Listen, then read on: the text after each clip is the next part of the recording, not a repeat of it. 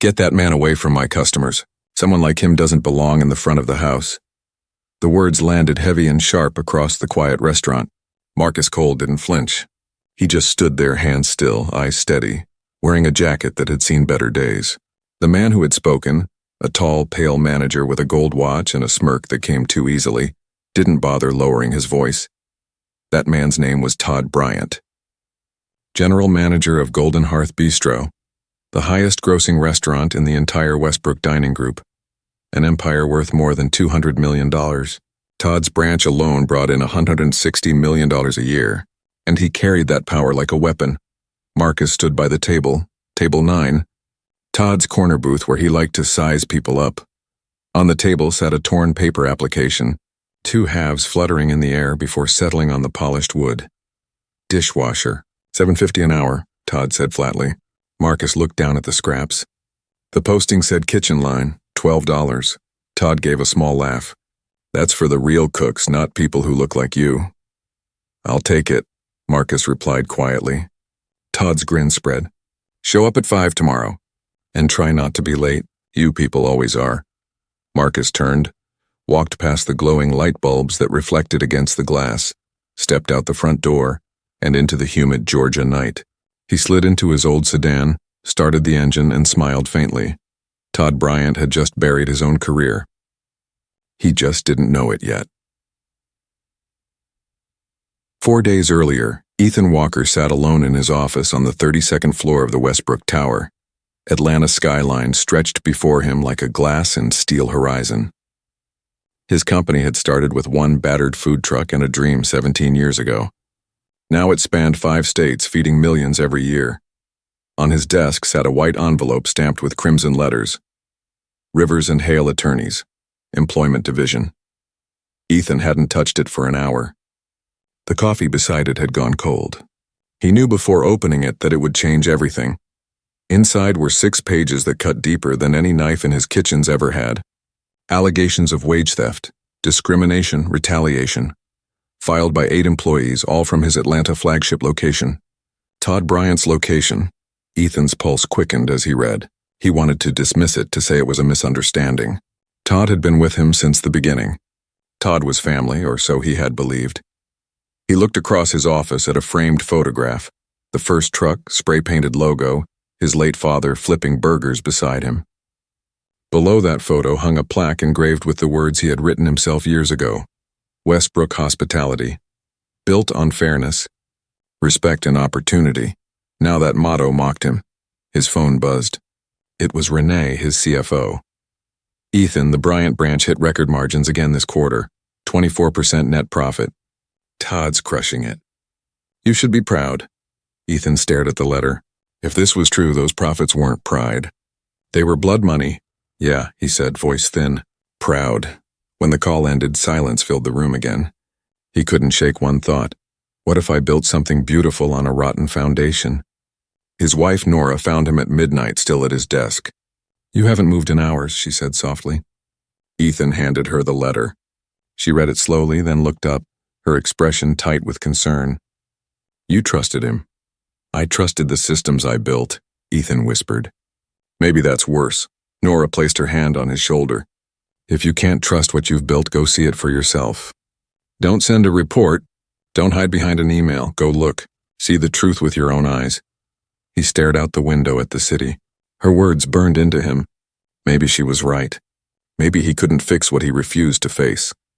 By dawn, he made a decision that would change everything. He called the attorneys back. "Hold off on filing for 1 week," he said.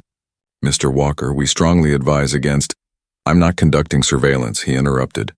"I'm applying for a job." The man who disappeared. 2 days later, the CEO of one of the largest restaurant chains in the South disappeared from his corner office. No press release. No meetings. No warning. Ethan Walker became Marcus Cole, a 45-year-old kitchen worker with 15 years of experience and no luck to show for it. His resume was short, his references vague, and his face carried the kind of weariness that no one questions.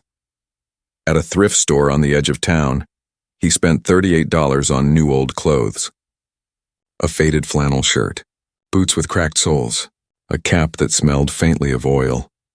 He stood before a mirror and barely recognized himself. That was the point. He didn't sleep that night. The next morning he walked into Golden Hearth Bistro, his own restaurant, like a stranger. Todd was there at the hostess stand, flipping through schedule sheets. The man who had once called him partner didn't even look twice. "Looking for work?" Todd asked. "Yes, sir. Name's Marcus. Saw the posting. Kitchen, line cook prep, whatever's needed. References? Can get them. Worked at a few places around here." Todd studied him the way one might study a chair before sitting down. "You can start with a trial shift tomorrow. 4:30 in the morning. Don't be late." "I won't. You better not. Most of your kind can't handle early hours." Ethan nodded slowly. "I can handle them just fine." He walked out with the job, his heart pounding harder than it ever had on any business deal. In less than 24 hours, he would finally see what his empire was truly built on. The worker who never stopped, at that same hour across town, Jasmine Lee woke to the same alarm she had hated for years. It was 3:40 in the morning. Her daughter Mia mumbled something in her sleep as Jasmine pulled on her uniform, kissed her forehead, and grabbed her worn backpack. The apartment was small. 2 bedrooms, one shared with her mother and her son. The wallpaper peeled near the corners, and the refrigerator door squeaked each time she opened it. Her checking account balance read $15.12. Rent was due in 9 days.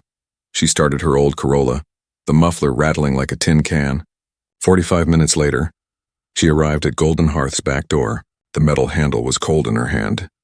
Inside, fluorescent lights buzzed like hornets. The smell of bleach clung to everything. She reached for the time clock when a voice stopped her. "Hold up, Jasmine." Todd stepped from his office, coffee in hand. "We're overstaffed this morning."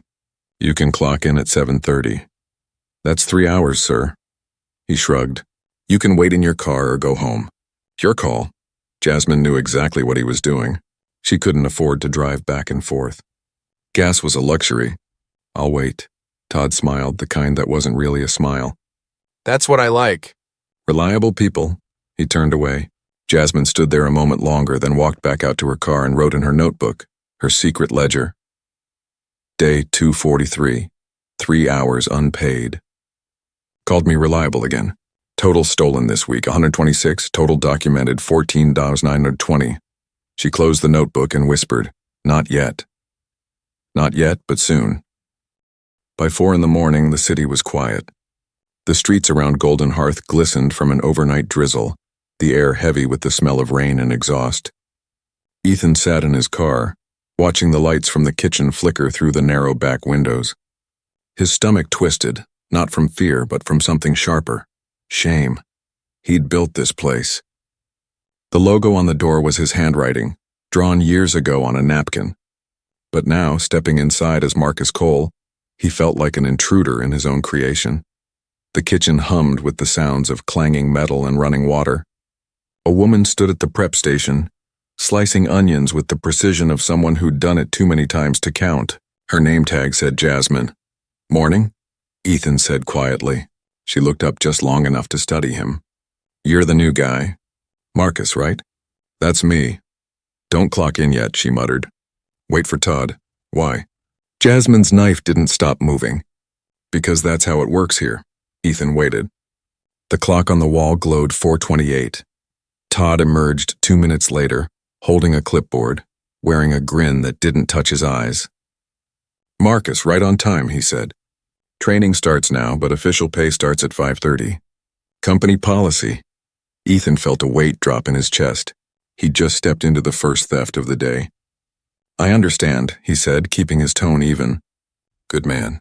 Sarah can show you the ropes. We run a tight ship here. People who can't keep up don't last long." Todd walked away, whistling. Jasmine slid a container of chopped onions toward him. "Welcome to the tight ship," she said dryly. Ethan rolled up his sleeves and got to work. The hours stretched long, the kitchen heat rising until sweat ran down his back. Every motion hurt, his hands weren't used to this anymore, soft from years behind a desk. He burned his thumb on a hot pan, barely flinched. Jasmine handed him burn cream without looking up.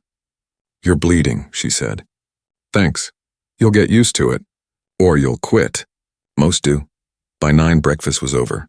The room fell quiet except for the low buzz of the fridge. Todd reappeared, smiling as if he hadn't stolen half the room's morning pay. Slow day.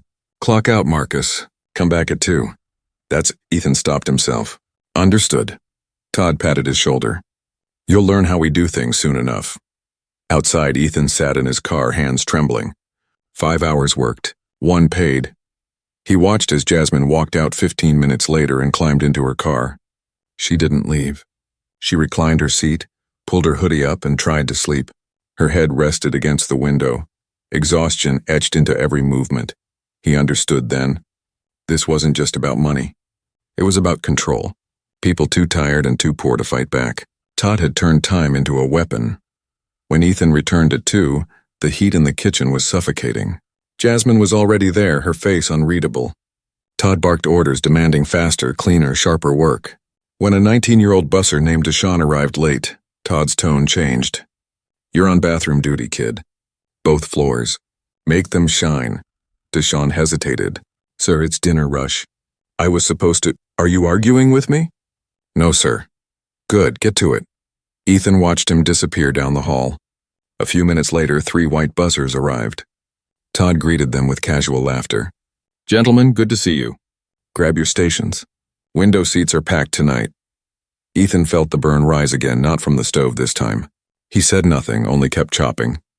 At 6, a young woman strolled in, earbuds in, 20 minutes late. Evening, Uncle Todd. Todd's face lit up. There's my star. Rough traffic? She smiled. You know Atlanta. No worries. Take tables 12 through 18. Ethan's eyes flicked to the seating chart on the wall. Those were the high-tip tables. The best in the house. The girl's name tag read Kara Bryant, Todd's niece. Hours later, the dinner rush reached its peak. Orders piled up, steam filled the air, and Todd's voice thundered through the kitchen. Move faster. You think I pay you to stand around? Ethan was plating grilled salmon when Todd appeared beside him. This sauce looks burnt, he said, holding up the pan. You think this is acceptable? No, sir. Then fix it. I'm not paying you to waste food. Ethan forced his voice to stay calm. It won't happen again. It better not. Todd tossed the pan into the sink. Jasmine leaned closer, her voice low enough for only him to hear. Don't react. Don't talk back. That's what he wants. Why? So he can fire you for attitude instead of admitting what he's doing. At 11 that night, Todd handed out envelopes. Good work, team.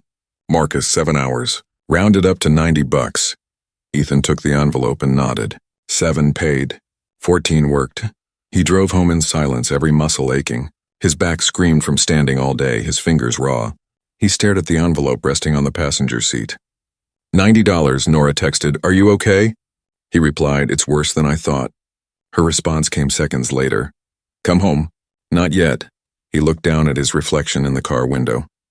The man staring back wasn't a CEO anymore. He was every worker who had ever been told they didn't matter. He whispered to himself, 2 more days. By the 3rd morning, his body protested with every step. His back locked, his palms blistered, his knees stiff. He arrived before dawn. Jasmine was already there, slicing vegetables in silence. She gave him a small nod. That was their morning ritual now. Todd left early that afternoon for a district meeting. Hold down the fort, Jasmine, he said. Marcus, make sure the place doesn't burn down. Yes, sir. When the sound of Todd's car faded into the distance, Ethan exhaled for the first time in days. He looked toward the office door. It was unlocked. He waited half an hour, then walked in. The room smelled faintly of stale coffee and arrogance. On the desk sat a filing cabinet with a lock combination scratched onto a yellow sticky note. 0310. He turned the dial, opened it. Inside were manila folders, handwritten time cards, pay sheets, side notes in Todd's handwriting. Each one told the same story. Jasmine Lee. 31 hours recorded, 46 worked. Deshaun Price, 25 recorded, 43 worked. Maria Alvarez, 33 recorded, 52 worked. Ethan's breath caught. He found another document, a spreadsheet labeled Labor Efficiency Report. In bold letters, a column read, Total unpaid labor hours, 14,360. Bonus eligible, 6.5% improvement. He flipped through pages, photographs, emails, even an old message exchange between Todd and a former district manager. The message was chilling. Split shifts keep costs down. Keep it off the books. Don't put anything in the digital logs. If corporate doesn't ask, don't tell. Ethan photographed everything. His hands shook so badly he had to steady the phone against the desk. When the door creaked behind him, his heart froze. Jasmine stood there. She saw the open cabinet, the folders, his phone. "What are you doing?" He couldn't find words. She stepped closer, eyes narrowing. "That's a $1,000 phone. Your hands aren't kitchen hands. You asked too many questions. Who are you?" Ethan looked at her. The truth came out before he could stop it. "My name isn't Marcus Cole." He reached into his pocket, pulled out his ID. "I'm Ethan Walker. I own this company." Her expression hardened. "You?" "I had to see it myself." "Why now?" she asked quietly. "We've been living this for years." He didn't have an answer. "Do you know what this cost me?" she continued. "I've been documenting every stolen hour for 8 months. I called HR 6 times. No one called me back. I sent 2 emails, no reply. You didn't just fail us. You built this system." Her words hit harder than any slap. "I know," he said softly, "but I'm here now. Help me fix it." Jasmine's jaw clenched. She studied him for a long moment, then said, "He'll be back in 30 minutes. "I know. And you want to confront him?" "I want us to." She stared at him again, searching for any sign of deceit. Finally, she nodded. "I'm recording everything. If you lie, if you spin this, the world will know." "Good," Ethan said. "Hold me to it." The sound of an engine in the distance broke the silence. Todd was coming back. Ethan turned toward the office door, his pulse steady now. Jasmine's phone camera blinked red, recording. For the first time in years, Ethan didn't feel like a businessman. He felt like a man ready to fight for the people who built everything he had. He whispered, "Let's end this."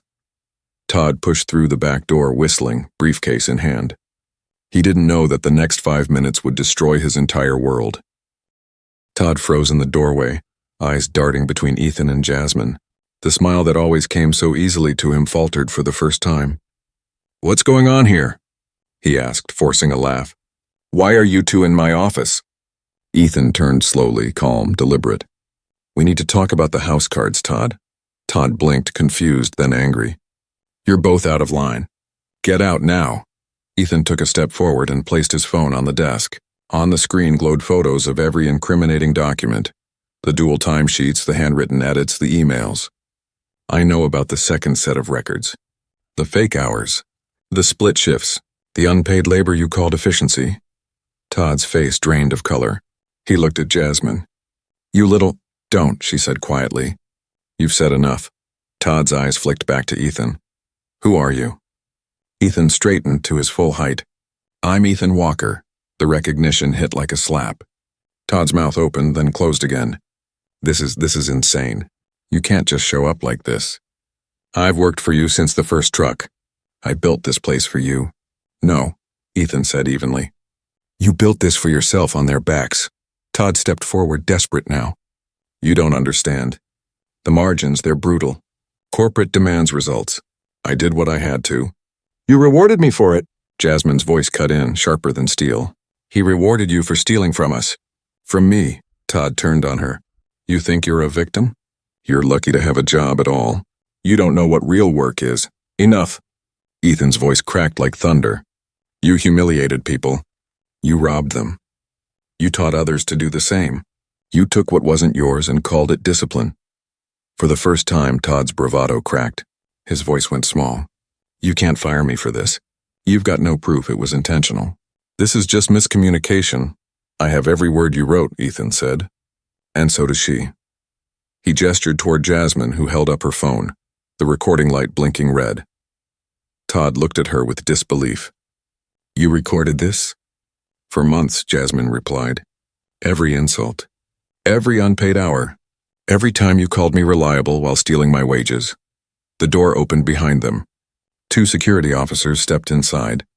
Todd's gaze darted between them, realization dawning. "You're making a mistake," he hissed. "They'll hate you for this. The staff, they'll turn on you the second you start paying them more. You'll drown in costs." Ethan shook his head. "No, we'll rise because of it. You built an empire on fear. I'll rebuild it on dignity." The guards moved closer. Todd's voice rose, frantic. You can't just erase me, Ethan. I made you rich. No, Ethan said quietly. The people in this kitchen made me rich. You just took credit for their pain. As Todd was led through the kitchen, every worker turned to watch. Pots clattered softly. Nobody spoke. Jasmine stood by the prep counter, arms crossed, eyes cold. When Todd passed her, she didn't move. He couldn't even meet her gaze. The back door closed behind him with a hollow thud. For a long moment, no one breathed. Then Jasmine let out a shaky exhale. He's wrong, she said. We don't want more. We just want what we earned. Ethan looked around the kitchen. The bruised faces, the tired hands, the quiet endurance that had kept the place running despite everything. You'll get it, he said. All of it. The next morning, the dining room filled wall to wall.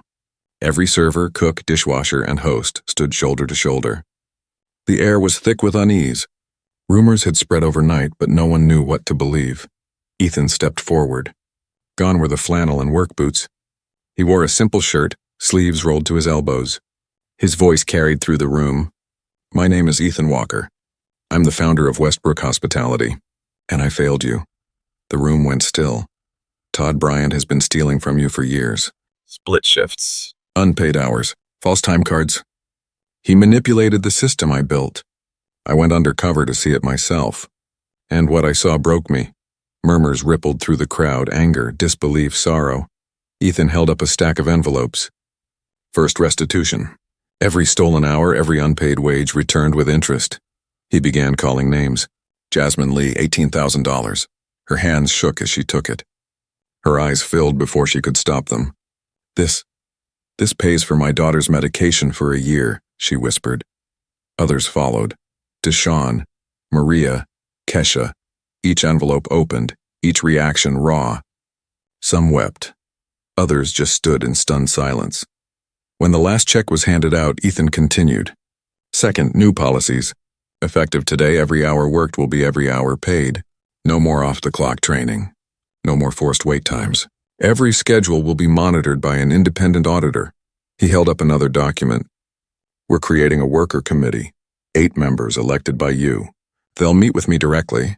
They'll have veto power over workplace policies. This is your company now, not just mine.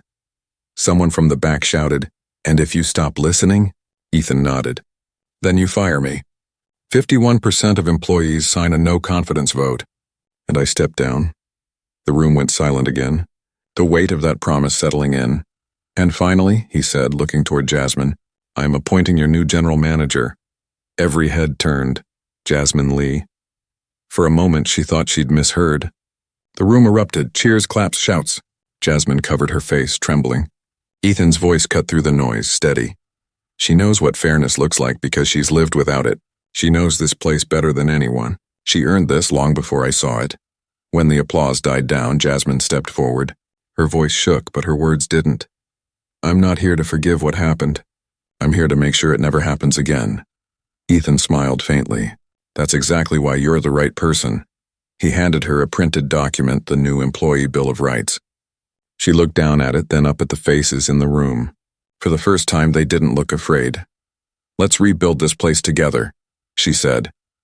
The room exploded in applause. Ethan turned away for a moment, emotion burning behind his eyes. Nora had been right. He couldn't fix what he couldn't see. But now he had seen it all, and this time he wasn't looking away. 6 weeks later, the air inside Golden Hearth felt different.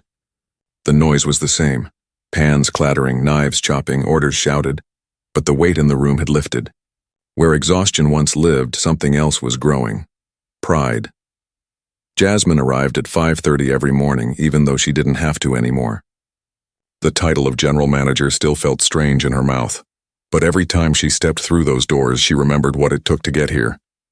The fights, the stolen hours, the humiliation, it all mattered now because she could finally change what had broken her. The first thing she'd done was rip the old motivational posters off the office wall. Success is for the relentless had gone straight into the trash. In its place hung a framed document with 12 lines of text titled Employee Bill of Rights.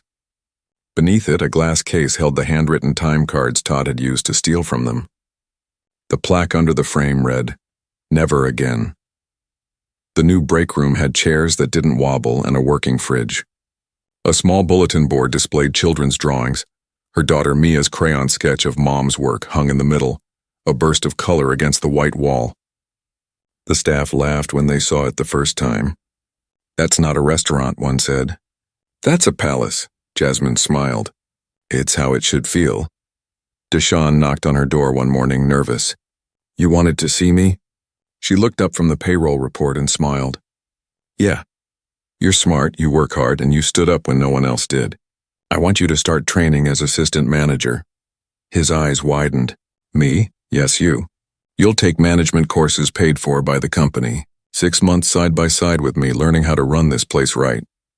He stared at the paper in his hands, stunned. "Thank you. I won't let you down." "I know," she said. "That's why I picked you." When he left, she leaned back in her chair and let herself breathe. Change wasn't just a promise anymore. It was happening, one life at a time. A knock came again. This time it was Kara, Todd's niece. She looked smaller now, quieter. Gone was the arrogance she'd once worn like perfume. "You wanted to talk?" "Come in," Jasmine said. "Sit." Kara sat down, eyes lowered. "I didn't know what he was doing." "I swear I didn't."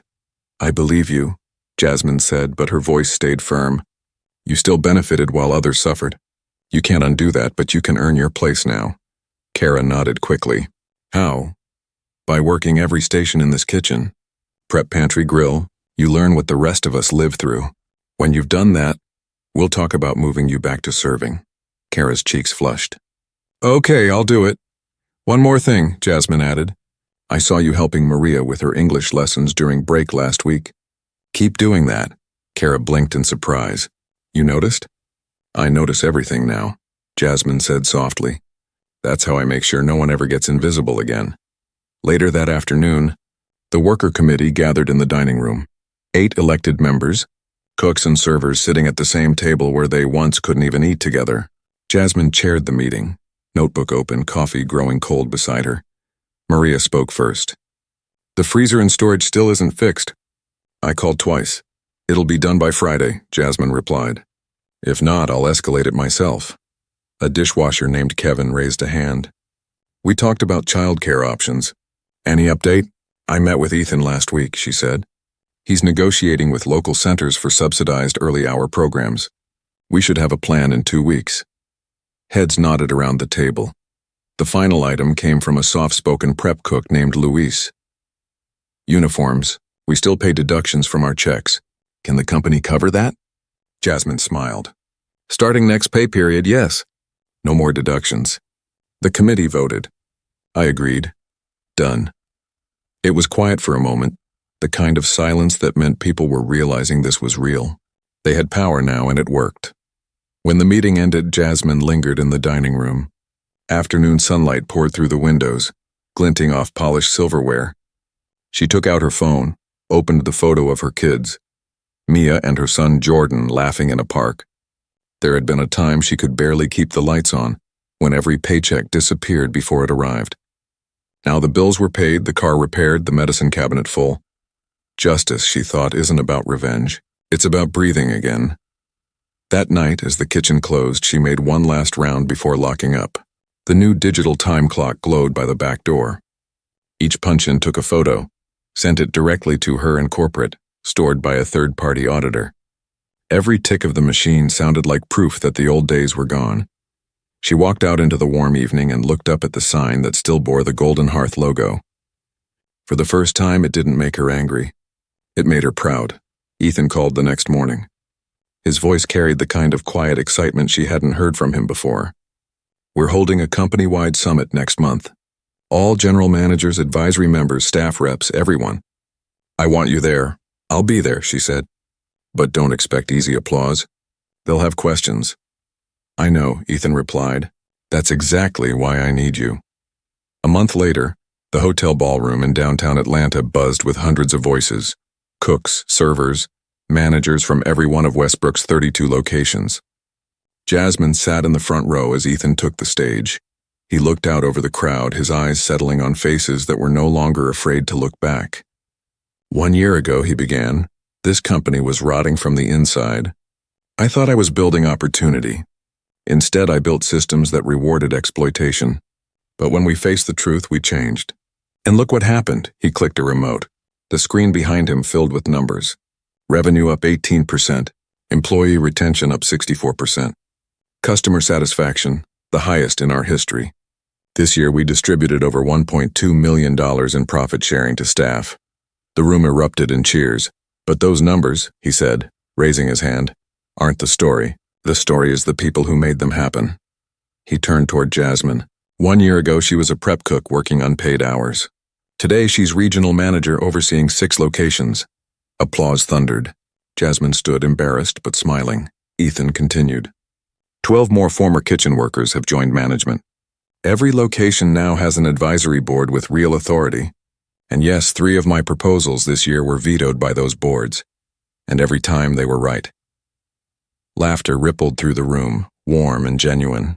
He paused, his voice softening. We lost people too. Todd Bryant pleaded guilty to wage theft last month. 2 years probation. $180,000 in restitution. The district manager who taught him? Civil settlement, $250,000. 4 others fired. Justice caught up. But that's not why we're here. We're here because what replaced them works. The applause grew again, louder, steadier. Ethan looked out across the crowd. If you've ever felt invisible at work, if you've ever wondered whether anyone noticed your effort, know this, you matter. You are seen. You built this company, and from now on you will share in what you build. He let the silence stretch. And if you lead others, walk through your own doors as a stranger. See what they live. You might not like what you find, but if you're brave enough to face it, you can fix it. The room rose to its feet.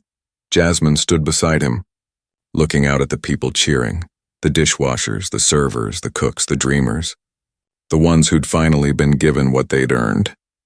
After the applause faded, Ethan leaned toward her and said quietly, "You kept your promise." She shook her head. "No, Ethan, we kept it." Outside, the sun poured through the glass walls of the ballroom, and for the first time in years, it felt like light was touching every corner of what they'd built. And somewhere deep inside, the old words carved into the first truck Ethan had ever owned no longer felt like a slogan. They finally felt true, built on fairness, built on people, built to last. Months passed and the change began to ripple far beyond Golden Hearth. Word spread through the industry about the company that had turned exploitation into empowerment, and the story became something bigger than a restaurant chain. It became a movement. Ethan spent his days traveling between cities, Charleston, Raleigh, Birmingham, meeting workers who now spoke openly without fear. The advisory boards had become the backbone of the company, and every location had its own leaders, its own fighters. The numbers kept growing, but for once he didn't measure success in percentages. He measured it in faces. Back in Atlanta, Jasmine's new office overlooked the city. It wasn't fancy. A clean desk, 2 chairs, a corkboard filled with notes from staff, but it meant something. It meant arrival. She was no longer surviving from paycheck to paycheck. She was building a future. One late evening, after the last shift ended and the kitchen lights dimmed, Jasmine stayed behind. She poured herself a cup of coffee, sat at her desk, and opened a letter that had arrived that morning. It was handwritten, shaky, but the words were strong. "Dear Ms. Lee, my name is Rosa. I work at another restaurant chain here in the city. We saw what you did at Golden Hearth. Some of us are going through the same thing. Split shifts, unpaid hours, the same words from different mouths. We want to fight back, but we don't know how. How did you do it? How did you make them listen?" Jasmine folded the letter and smiled sadly. She knew the answer. They didn't make anyone listen. They made themselves impossible to ignore. She picked up her phone and called Ethan. "We've got something bigger on our hands," she said. "People are reaching out. Other workers. Other restaurants. They want to know how to change what's broken where they are." There was silence for a moment on the other end, then Ethan's voice, calm and certain. "Then we'll show them. We'll help them build their own committees. We'll teach them how to protect themselves." Jasmine leaned back in her chair. "It's a lot to take on." He laughed quietly. "Change always is. But we owe it to them. We've already seen what happens when we don't." The next week, Ethan stood in front of the board of directors, a room that used to intimidate him, but not anymore. He told them about the letter, about the workers outside their company who were watching, waiting, hoping. "This isn't just about us," he said. "It's about setting a new standard. If we can build an empire that's profitable and just, Others will have no excuse not to follow. One of the board members frowned. And if profits drop? Ethan looked him straight in the eye. Then we earn them back the right way. They voted unanimously to launch a new initiative, Project Fair Share, a program to help independent restaurants implement worker committees, transparent pay, and fair scheduling systems. By spring, reporters had caught on. Headlines spread across social media. The CEO who went undercover and changed everything. Interviews flooded in, but Ethan always gave the same answer. I didn't change it alone. Jasmine did. The workers did. I just finally listened. When Jasmine appeared on a morning news segment, she was nervous at first. The cameras, the lights, the questions. You were once a prep cook making less than minimum wage, the host said. Now you're a regional manager, an advocate, and the face of one of the biggest workplace reforms in hospitality. What do you want people to take away from this? Jasmine looked directly at the camera.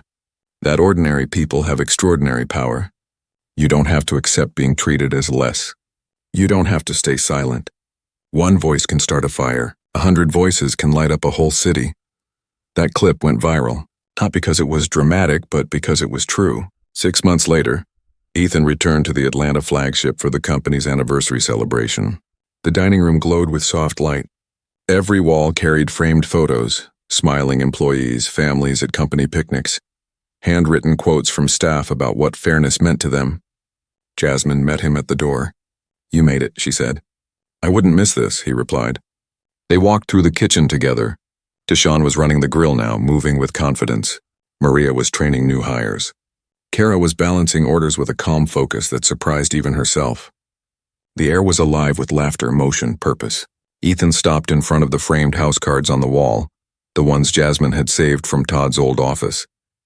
Under them, a small brass plate gleamed under the kitchen lights. Remember where you came from. Never forget who you're fighting for. He read it twice, then turned to her. You wrote that? Yeah, she said. Because it's easy to forget once things start looking good again. But I don't want anyone to forget how close we came to losing our soul. The doors opened and the workers began gathering for the celebration. Music filled the space, clinking glasses and laughter echoing off the walls. When the speeches started, Ethan raised his glass and looked at the people before him. Hundreds of them now. We built this together, he said. Not out of guilt, not out of pity, but out of truth. Every business in the world has a heartbeat, and it's the people inside it. When that heartbeat is ignored, everything dies, but when it's heard, everything grows. Applause filled the room. Jasmine smiled at him, her eyes bright with something between pride and disbelief. You finally sound like the guy from that old plaque, she teased. Ethan chuckled. Maybe I finally earned it. The night carried on, and when it ended, Jasmine stood alone in the quiet kitchen. She touched the time clock once just to feel the cool metal. It was strange to think that something so small, a punch of a button, a stolen minute, had once been a weapon. And now it was proof of fairness. She walked outside where the city hummed under the streetlights. The sky over Atlanta was wide and open. She looked up, whispered to herself, we did it. But even as she said it, she knew it wasn't an ending. It was the start of something larger, a story that would keep spreading as long as people refused to be silent. The doors behind her opened and Ethan stepped out, hands in his pockets. You heading home? Yeah, she said. Kids are waiting. They still can't believe Mom's the boss now. He laughed softly. Let them believe it. You earned every bit of it. They stood there for a moment, side by side, the night warm and still. Then Ethan said, You know, this all started because of one word. What word? Reliable. Jasmine smiled. Yeah, funny how that word changed meaning. It did, he said. Now it means something worth being proud of. They shook hands, the gesture simple but full of everything they'd fought for, dignity, equality, respect. As Ethan walked away, Jasmine looked back through the restaurant window one last time. The lights glowed softly, golden against the night. Inside, people were laughing, working, living. The place that had once stolen from them was now theirs. And that, she thought, was what real justice looked like. Not revenge, not speeches, but an honest day's work finally met with an honest day's pay. The wind shifted, carrying the smell of bread from the ovens, and she smiled. Tomorrow would come, and with it, new challenges. But tonight, for the first time in a very long time, everything felt right.